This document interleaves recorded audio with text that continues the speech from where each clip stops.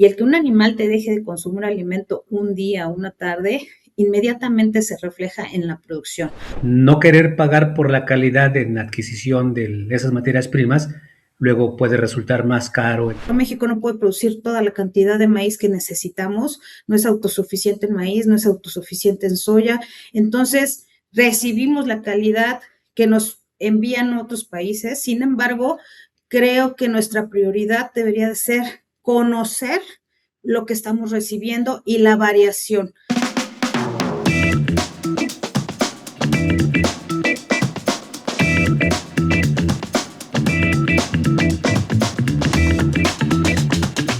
Hola, bienvenidos todos a un episodio más de Avipodcast, este punto de encuentro, de acercamiento con los líderes de opinión en la avicultura latinoamericana. Un servidor, Rubén Merino, desde México, los saluda, les agradece la atención y me da mucho gusto este día saludar a Gisela García, quien amablemente aceptó nuestra invitación para platicar con nosotros sobre la importancia de la calidad de las materias primas en la elaboración de la calidad de los alimentos, perdón. Gisela, muchas gracias por aceptar la invitación. Antes de empezar con este tema tan interesante, tan relevante, quisiera pedirte que nos pudieras platicar un poquito de tus antecedentes académicos, de tus antecedentes laborales que estás haciendo ahora y obviamente esa es la razón por la cual te estamos solicitando que nos apoyes con algo de información para la avicultura y la porcicultura latinoamericana. Gracias. Hola Rubén, buenos días. Muchas gracias antes que nada por la invitación. Y claro que sí, mira, mi nombre es Gisela García Bautista. Básicamente, pues cuento con alrededor de 20 años en el área de nutrición animal y dentro de ese periodo también he tenido experiencia en el área de control y aseguramiento de la calidad. En los últimos 5 o 7 años también he podido pues aprender y sobre todo participar en esta área tan interesante que es en la calidad de las materias primas en la elaboración de alimento. Mi formación, básicamente soy médico veterinario zootecnista, cuento con 2 maestrías, una en nutrición animal y otra enfocada al área de finanzas y actualmente me desempeño en la posición de dirección técnica en Trau Nutrition México. Coordino al equipo de líderes de especie y técnicos en aves, cerdos, ganado de leche, ganado de carne y aparte pues toda la gestión o toda la parte de la formulación interna. Coordino también al equipo que me ayuda pues a subir las fórmulas para la producción en la planta. Excelente, por supuesto, esa es de las razones por las cuales agradecemos tu participación aquí, porque nos ayudas a difundir información que puede ser de interés para los productores, obviamente los veterinarios, los nutriólogos que están relacionados con la parte de la avicultura principalmente. Y ya entrando un poquito en el detalle del tema que nos atañe el día de hoy, ¿qué nos puedes platicar de la importancia que tiene precisamente esta calidad de la materia prima? Los productores le dan prioridad, esta calidad afecta tanto la producción animal, los costos de producción. ¿Qué nos puedes hablar de esto? Pues mira, yo creo que la calidad de la materia prima es una de las principales cosas que tenemos que tener en mente, porque yo creo que es el inicio del proceso de fabricación del alimento en donde tú tienes el control y la capacidad de verificar si la materia prima cumple con los requerimientos necesarios para cubrir la nutrición de los animales, de las aves o de las reproductoras, ¿no? En este caso, tú puedes definir la calidad en cuanto a sanidad, si tiene micotoxinas, si no tiene micotoxinas, si tiene alguna contaminante, si cumple con la proteína o con la energía correcta. Entonces, creo que el no tener un buen control de las materias primas para la fabricación del alimento va a impactar directamente en el desempeño de los animales. ¿Por qué? Porque pues tener un alimento que no cumpla la calidad nutricional o que sea muy variable esta calidad y por lo tanto una ocasión puede recibir al animal la correcta cantidad de aminoácidos, de proteína y de energía y en la siguiente producción, si tú no tienes la calidad constante, de estas materias primas, pues va a tener o menos proteína o menos energía o el alimento no va a ser tan digestible. Y esto te va a afectar en la conversión alimenticia, en la digestibilidad, puedes provocar daños digestivos, intoxicaciones. Entonces, creo que es muy importante saber lo que recibimos, lo que vamos a procesar y lo que va a terminar en los comederos de los animales, ¿no? Porque pues las aves, por ejemplo, son muy sensibles a esta variación, son animales que si hoy les das una calidad y mañana les cambias, se van a reflejar rápidamente en cuanto a la calidad de huevo, la producción, en el desempeño, en la calidad de la cama. Entonces, sí es muy importante tener buenos controles de calidad, el saber las especificaciones con las que debes de recibir tú las materias primas, el desarrollo de los proveedores y conocer qué es lo que le afecta a cada una de las especies, también creo que es importante porque así tú vas definiendo estas especificaciones en las plantas, ¿no? Y tener obviamente las herramientas necesarias para poder medir desde que recibes la materia prima, la calidad del proceso para elaboración del producto terminado y obviamente la calidad del producto terminado para poder ser liberado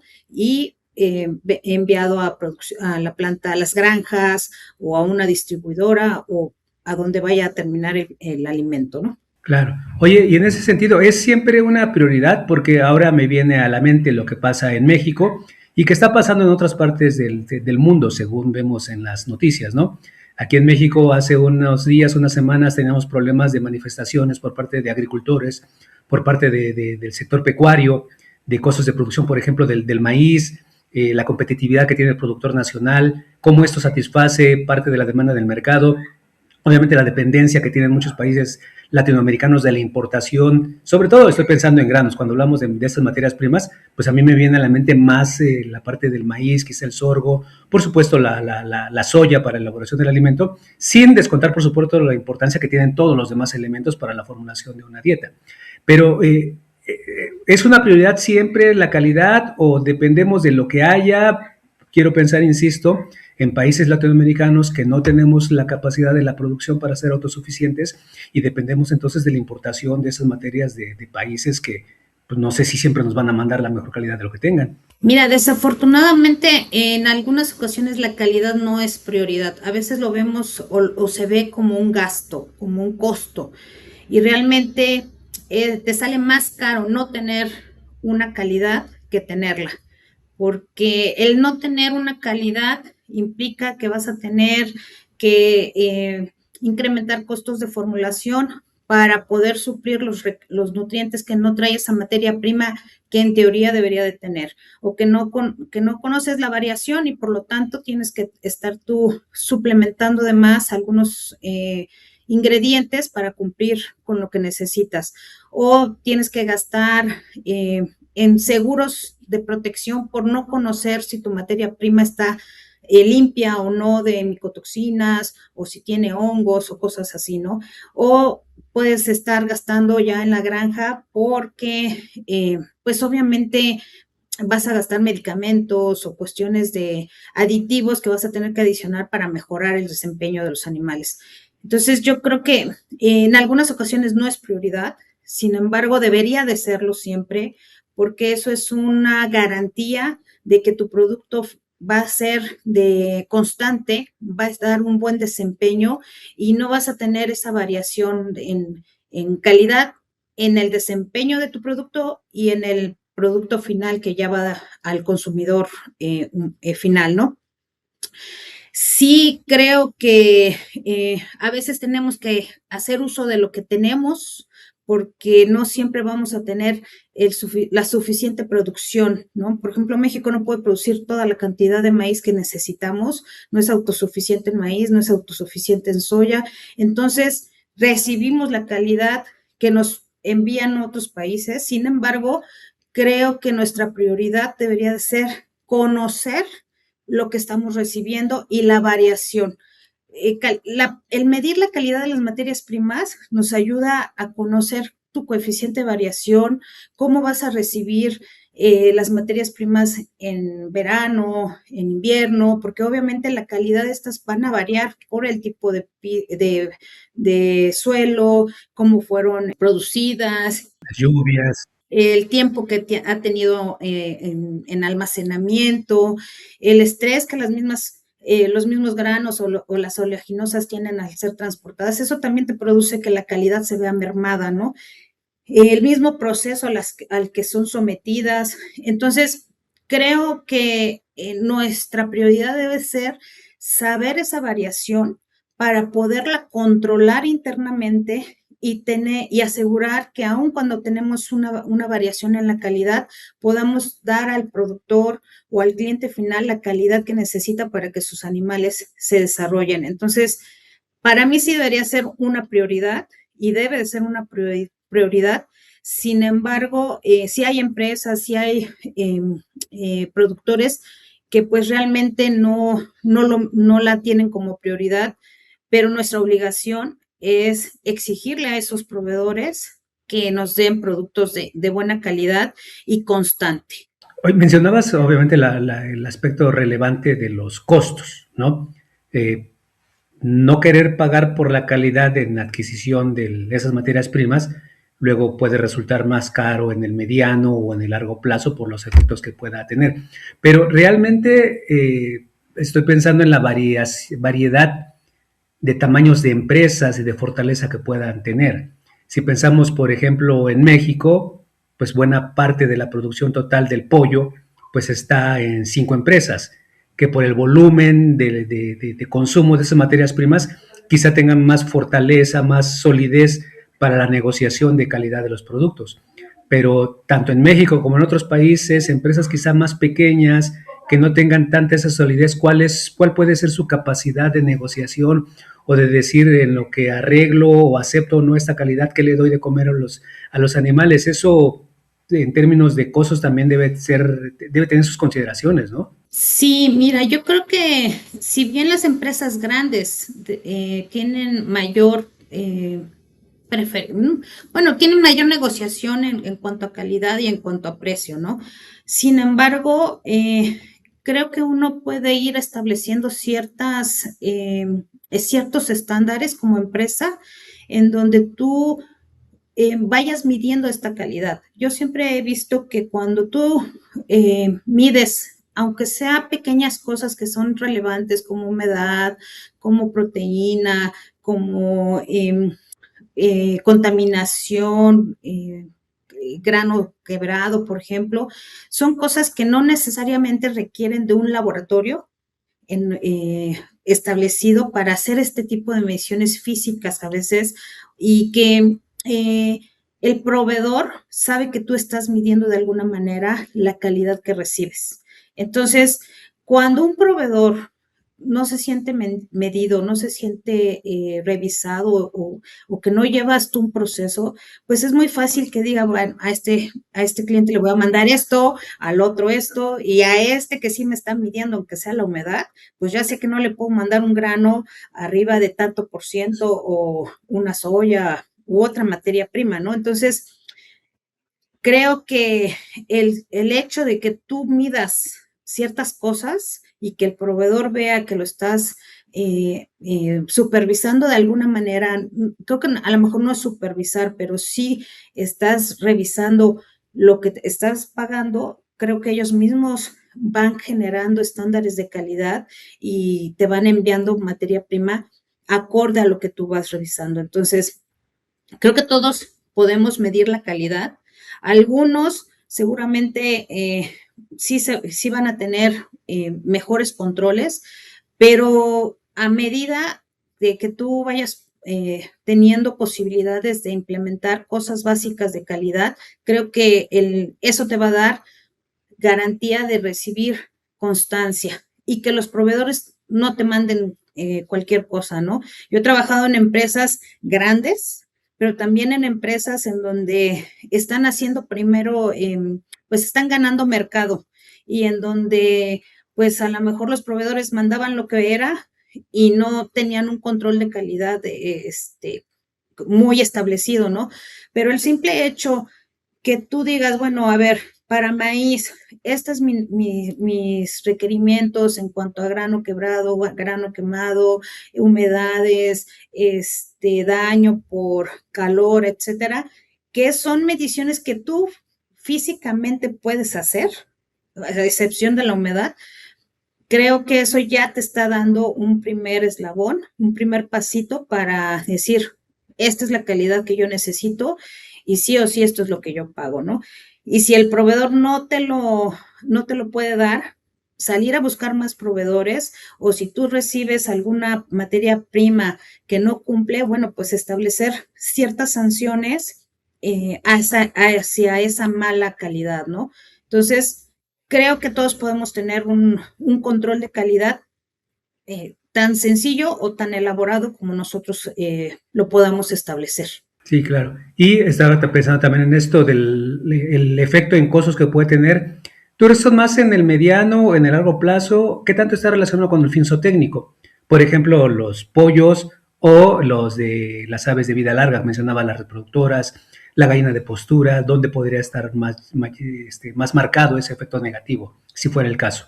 Mira, yo creo que tienen ambas, ¿no? Tienen efectos a corto y a largo plazo, porque un producto que tú mandas al mercado con una mala calidad, inmediatamente se puede ver reflejado en conversiones alimenticias, en problemas digestivos, en bajos consumos, en rechazo al alimento. Entonces, eso tú lo ves realmente, y el que un animal te deje de consumir alimento un día, una tarde, inmediatamente se refleja en la producción. Obviamente, a las aves, por ejemplo, reproductoras o las de postura, pues tú lo ves reflejado inmediatamente en el pico de producción o en la producción de huevos, ¿no? O en la calidad del huevo.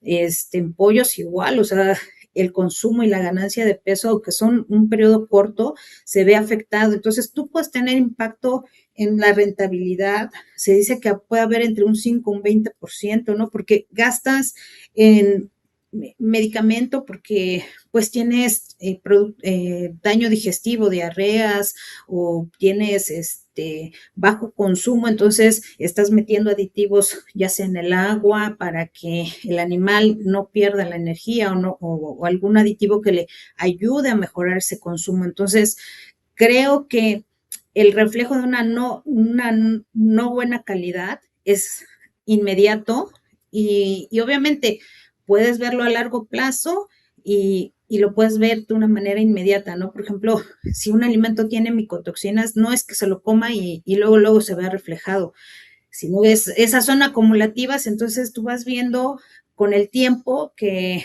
pues el animal empieza a tener bajo desempeño, no está produciendo los gramos necesarios al día, o no está alcanzando el pico de postura, o la calidad del huevo está siendo muy deficiente, o no estás teniendo buena calidad de cama o un buen consumo. Entonces, creo que se refleja rápidamente en campo. Este episodio es presentado por Traum Nutrition, líder mundial en nutrición animal. Somos una empresa global basada en ciencia que brinda soluciones ajustadas a cada necesidad. Sí, digo, incluso ahorita que hablas de las micotoxinas, por ejemplo, quizá con dosis muy altas, muy altas, se podrían ver efectos en las aves, pero lo que pasa desapercibido puede ser el efecto sobre la respuesta al programa de vacunación, ¿no? Exacto. Y más tarde tengas un problema aparentemente no relacionado con la calidad del alimento, pero puedes pensar que, oye, mi vacunación no funcionó. Pues a lo mejor la vacunación sí, pero el sistema inmune no estaba trabajando adecuadamente porque tuvo un daño previo por las micotoxinas, algo que también se debe de tomar en consideración. Exacto, y inclusive puedes ver que a lo mejor el pollo o el ave se desarrolló correctamente, pero ya cuando tú vas y procesas el pollo ya para consumo humano, tú empiezas a ver que puedes tener decomisos, por ejemplo, en el hígado, ¿no? O sea, a veces hay daños hepáticos por las micotoxinas, entonces esos hígados son decomisados, o llegas a tener algún daño en la misma carne. Entonces no son daños que no son inmediatos, pero sí a futuro, y que le está costando al productor, ¿no? Y lo mismo, mortalidades que a veces no sabes ni te explicas por qué son, pero ya te das cuenta que es una cuestión secundaria a estas micotoxinas porque te disminuyó el sistema inmune, ¿no? Claro, y que es importante tratar de hacer una evaluación integral, ¿no? Y asociar las cosas y encontrar el origen. Oye, y en este mismo sentido, lo mencionaste antes, pero quisiera como que formalizarlo un poquito más, si me permites el término. Los sistemas de evaluación de calidad. Hablabas de unos desde muy sencillos hasta otros más complejos. ¿Cómo podrían los productores pensar en términos de evaluación de la calidad de sus materias primas? Primero tienes que tener estándares, tú tienes que tener un estándar de cada una de las materias primas que son críticas, definir cuáles son tus materias primas críticas y cuáles van a ser esos estándares mínimos de calidad que debes de estar midiendo a la entrada de esta materia prima a la planta de alimentos, ¿no? Puedes tener termobalances que te permiten medir estas humedades o puedes tener sistemas como UNIR que pueden ser de escritorio y tú llevas la muestra y ahí mides y ves que cumplan la calidad y te dan resultados de proteína, de grasa, de cenizas o de humedad que te pueden dar una primera lectura de la calidad, ¿no? De la materia prima. O pueden ser estos mismos NIRS portátiles que tú a pie del camión estás haciendo la lectura y estás viendo si la materia prima cumple. Obviamente estas revisiones físicas en cuanto a pues a la consistencia, a la densidad, al tamaño, si tienen daño, si viene contaminada. Muchas veces pueden venir con mucha basurilla y eso también pues te representa una mala calidad porque eso no se lo va a comer el animal, ¿no? O puede venir adulterada la materia prima y visualmente tú la puedes detectar, ¿no? Ya cuando estás en control de calidad, pues ves N cantidad de camiones que ya recibes de soya o de sorgo o de maíz y vas, visualmente vas teniendo esa experiencia para ver si viene contaminada, si tiene más fibra de lo necesario, si tiene más cascarilla, si viene con alguna cosa que no sea correcta, el color también, ¿no? Este tipo de parámetros. Debes de tener también, pues, una parte importante son programas de sanidad de los granos, ¿no? Medir si viene con plaga, o tú mismo, la materia prima que tú almacenas en la planta, pues tiene que tener un control de sanidad en donde tú veas el almacenamiento, la conservación, cómo recibes ese grano para evitar que se vaya a deteriorar con el tiempo. Tienes que tener muchos controles de calidad, no nada más a la reciba, ¿no? Sino también durante el almacenamiento de esa materia prima, que al final no es que recibas un camión de soya y lo consumas. Hay empresas que sí lo hacen y bueno, es más rápido ese consumo, pero hay empresas en donde almacenan demasiadas cantidades de materia prima y entonces tienes que tener un programa de almacenamiento, un programa de uso de esa materia prima, los FIFOs que son primeras entradas, primeras salidas, entonces tienes que ir haciendo todo este control de calidad a la reciba, al almacenaje y durante el proceso, ¿no?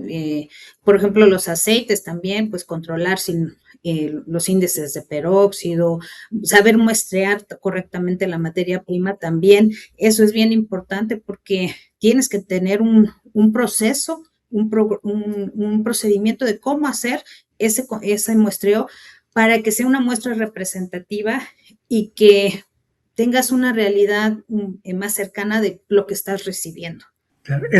Ahorita que hablas de la importancia del muestreo, ¿se puede aplicar el mismo protocolo para diferentes determinaciones? Es decir, ahorita pienso otra vez en las micotoxinas. Hay procesos pues ampliamente descritos, depende de si es, por ejemplo, un tráiler, un tortón, el furgón de un tren, etcétera. Los puntos de muestreo, la profundidad, distancia entre uno y otro, etcétera, para tener al final un volumen, no sé, 5 kilogramos, mezclarlos e irlos cuarteando, como se dice, hasta finalmente tener la pequeña muestra que es la que se va a procesar, ya sea por ELISA o a lo mejor por cromatografía, por HPLC, para hacer la determinación de las micotoxinas.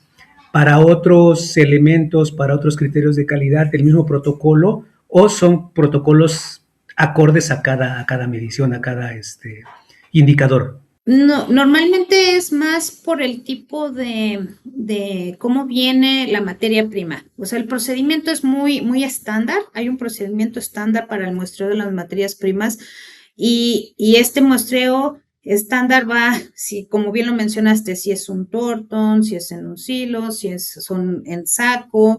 Entonces, tú tienes que seguir esto y sí tienes que aplicar este procedimiento para que sea lo más representativo y tú hagas estos cuarteos y lo que mandes a un laboratorio externo o analices internamente sea lo más correcto. Porque, por ejemplo, tú hablabas de las micotoxinas.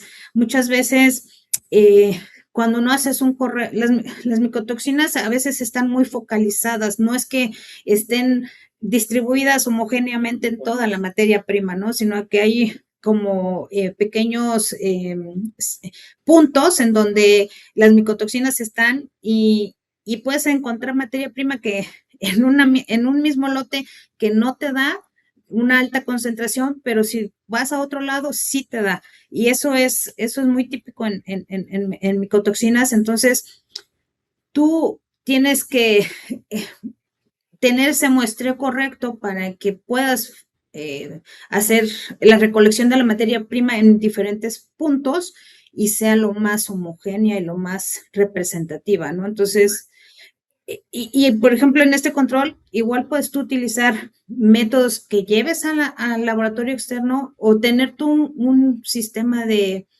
Hay equipos que te proporcionan las empresas en donde tú puedes hacer estas lecturas y conocer cómo está tu grano, conocer cómo está tu soya y tomar después decisiones correctas de qué tipo de secuestrante usar, qué dosis, si tienes una materia más sucia y otra más limpia, si haces estas combinaciones para disminuir ese riesgo. Claro, claro. Oye, bueno, mencionábamos también antes un poquito que hay diferencias obviamente en el tamaño de las empresas, ¿no? Y por lo tanto las capacidades que tienen para hacer estas evaluaciones y ser más rigurosos o un poquito menos.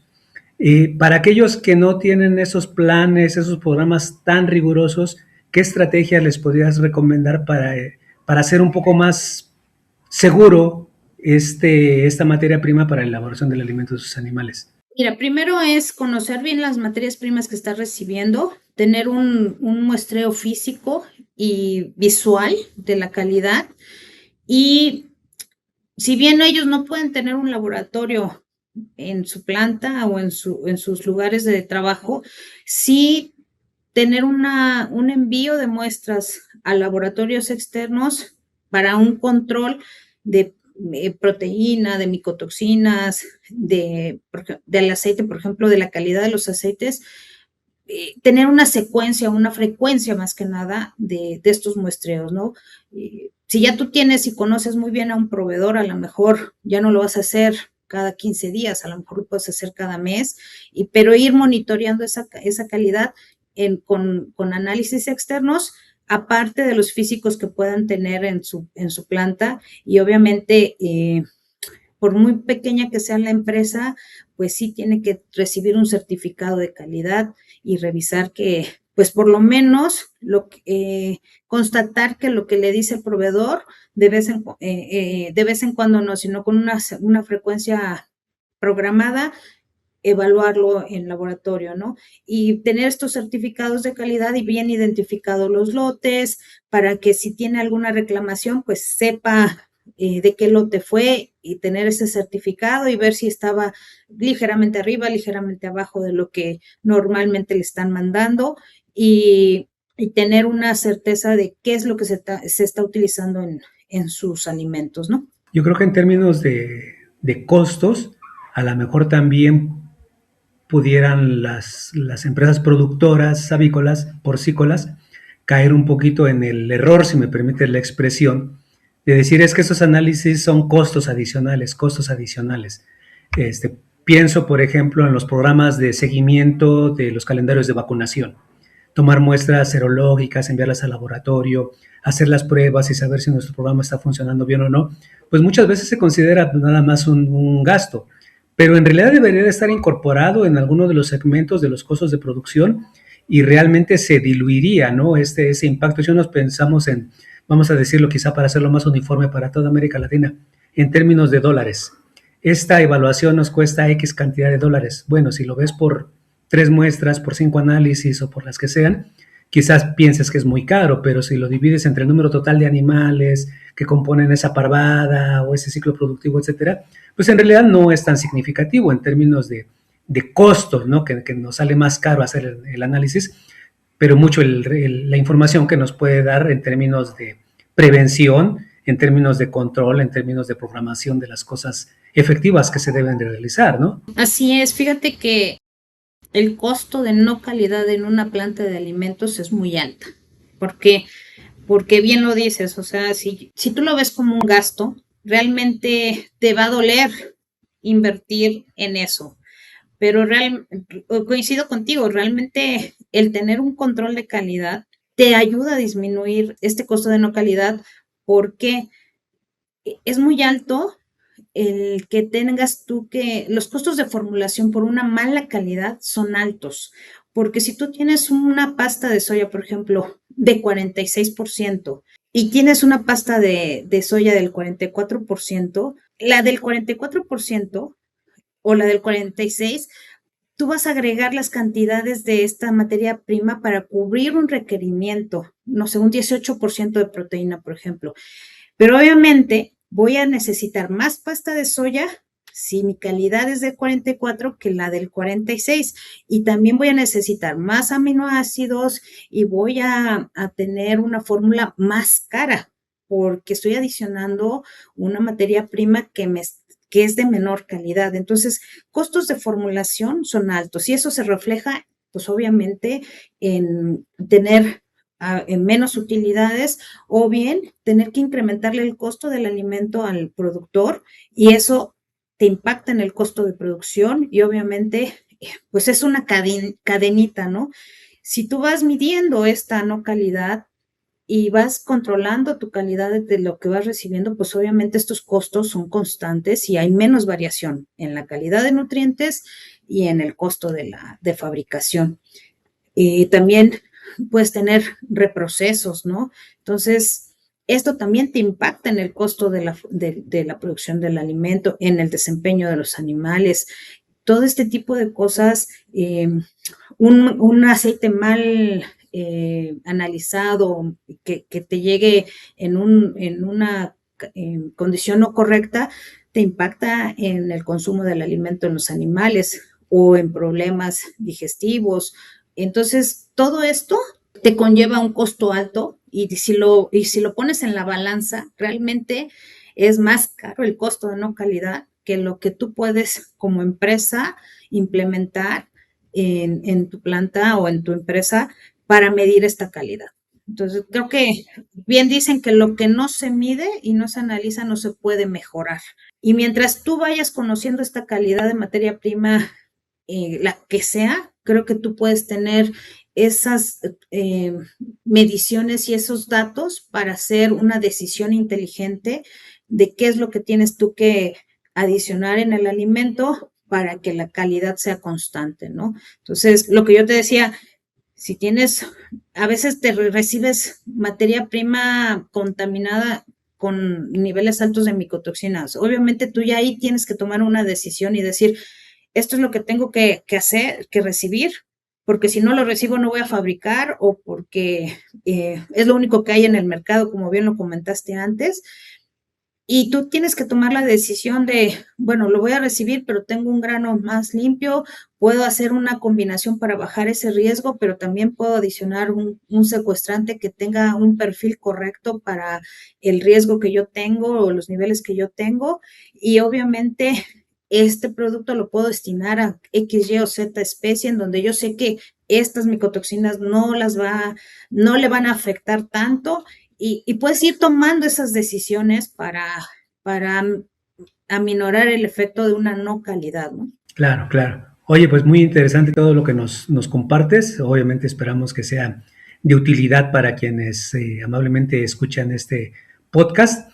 A manera de resumen, no más que resumen, una especie de mensaje de lo más importante que consideres que los productores, los veterinarios, los nutriólogos, quienes están relacionados principalmente con la avicultura, por supuesto con la porcicultura, se llevaran para pensar, para profundizar en esta idea, en este concepto de la calidad de las materias primas. ¿Qué les podrías decir? Pues mira, el control de calidad no va a empezar con una tecnología costosa. O sea, creo que debemos de observar, de medir lo esencial, de registrar, de poder corregir a tiempo algún proceso que nos esté llevando correctamente o alguna desviación que encontremos. Y esto nos va a ayudar a reducir pérdidas en costos de formulación, en costos de producción ya de ave o de huevo y obviamente en la calidad del producto terminado que va a llegar al consumidor final, ¿no? Entonces, creo que es necesario implementar un programa de calidad tan sencillo o tan complejo como lo queramos hacer, pero siempre medir, siempre revisar.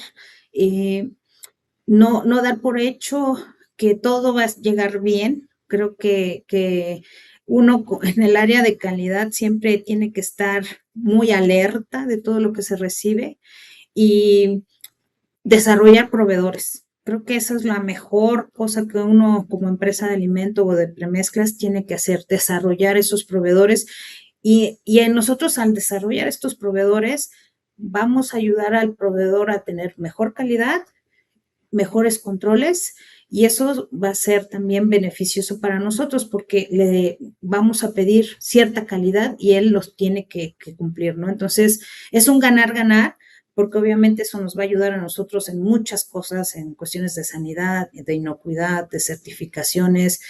Hoy por hoy, el SADER exige demasiadas regulaciones que son correctas en alguna manera, y que tenemos que cumplir, entonces tenemos que ir desarrollando eso. Y pues no ver como un gasto la calidad, yo creo que es como una inversión, es más una inversión que un costo. Excelente. Pues Gisela García, muchas gracias por compartir todas estas experiencias, esos conocimientos, las recomendaciones últimas que haces para quienes nos siguen. Muchas gracias nuevamente por aceptar la invitación para participar en este podcast de Netius. Y antes de despedirnos, quisiera pedirte, como lo hacemos con nuestros invitados regularmente, que pudieras recomendarnos a alguien que, como tú, pueda también aportar información para la mejora de la industria avícola, principalmente de Latinoamérica, alguien que pienses que también pueda ser de utilidad. Mira, pues ahora sí que yo nomino a Víctor Valdés. Creo que hoy por hoy el ingeniero es uno de los principales nutriólogos, sí, más que nada yo creo que es uno de los nutriólogos más importantes en México en cuestión de avicultura y yo creo que él puede aportar muchísimo a este tipo de podcast y compartir mucho de la experiencia que tiene a nivel de campo. Creo que es de los principales profesionistas hoy en día en nutrición animal.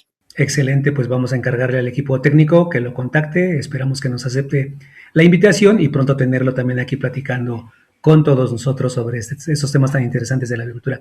Nuevamente, Gisela García, muchas gracias por la invitación, por aceptarnos la invitación para participar en este Avipodcast y para todos quienes nos siguen, también gracias por la atención. Hasta luego. Hasta luego, muchas gracias. Gracias por la invitación y nos vemos pronto.